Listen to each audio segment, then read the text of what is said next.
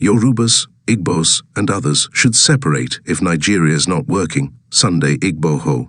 Yoruba Nation agitator Sunday Adeyemo, popularly known as Sunday Igboho, has said many Nigerians are no longer proud to identify themselves as citizens of the West African nation. In a video seen online on Thursday, Igboho, who was spotted at an airport in the United Kingdom, said corruption, insecurity, and a bad economy are the reasons for the lack of patriotism in the country.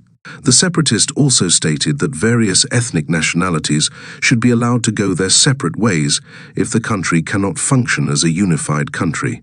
Igboho said Yoruba youths, who have gained valuable knowledge and experience from traveling worldwide, are eager to transform the Yoruba nation into a modern, prosperous society similar to that of Europe. He said, "Even inside the airport, there is no security. They can steal your belongings inside your bag in Nigerian airports. All these are the things dissuading people from being proud of the country, Nigeria. Things like that make us sad to identify ourselves as Nigerians. This is why we advocate for separation. If Nigeria is not working as a country, it is better we go our separate ways. Our Yoruba youths will transform Yoruba nation. Most of them have traveled across the world and they have learned a lot. If they come back to Yoruba land, the knowledge will help them build it and transform the nation, like those in Europe." Meanwhile, Igbo clerics have knocked Southeast governors over Nnamdi Kanu's continued detention. Clerics operating under the aegis of the concerned Igbo Ministers' Commission have accused the Southeast governors of paying lip services to the agitation for the release of the detained leader of the indigenous people of Biafra, Nnamdi Kanu.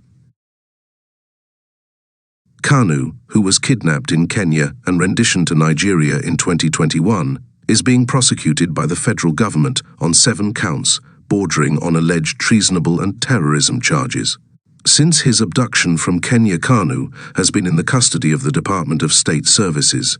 In an open letter dated January 8, 2025, and addressed to governors in the region, but made available to newsmen in Abuja on Thursday, the clerics accused them of betraying the Igbo nation's common interest by not putting pressure on President Bola Tinubu-led administration to release Kanu. The letter, which was signed by the group's President General International Coordinator, Tony Anthony, and its Secretary General, Tony Osuji, described Kanu's detention as a sad situation. The letter partly read, "It's now evident that Mr. President and the Southeastern governors took an oath not to free Mazi Nnamdi Kanu. Last week, Prince Emmanuel Kanu, younger brother to Mazi Nnamdi Kanu, revealed their deal before the 2023 general election with Seyi Tinubu, the president's son, with the approval of his father, President Bola Ahmed Tinubu, on how Kanu would be released if Tinubu wins the presidency.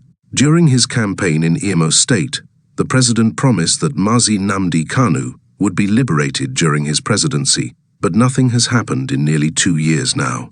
Sad enough, no Southeastern governor confronted Mr. President during his tour to the region about Mazi Nnamdi Kanu's infamous and illegal detention.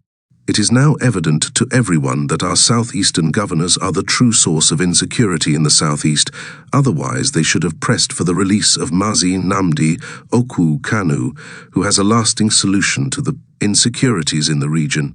Mr. President, being misled by the Southeastern governors, is on a path that can ruin his name and political ambitions in the region. God would appear in his time to expose the actions of the Southeastern governors, who in one way or the other benefited from Mazi Nnamdi Kanu's unlawful incarceration. We, as a group, are now urging all religious leaders to begin raising questions about Mazi Nnamdi Kanu, who is yet to be released. The group lamented that the governors have failed Igbo people and should not be re-elected should they continue to fool us and politicize Mazi Nnamdi Kanu's release. The utmost hypocrisy of Igbo politicians is to use the media to fool our people with frivolous promises that Mazi Nnamdi Kanu will be released. It noted that Kanu's continued detention is an outright humiliation of Igbo people.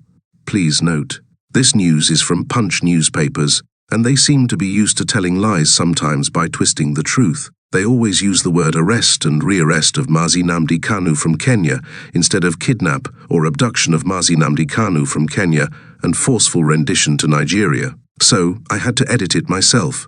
And for those who were offended by it on my previous update, I am sorry about that. Stay tuned for more updates and stay safe.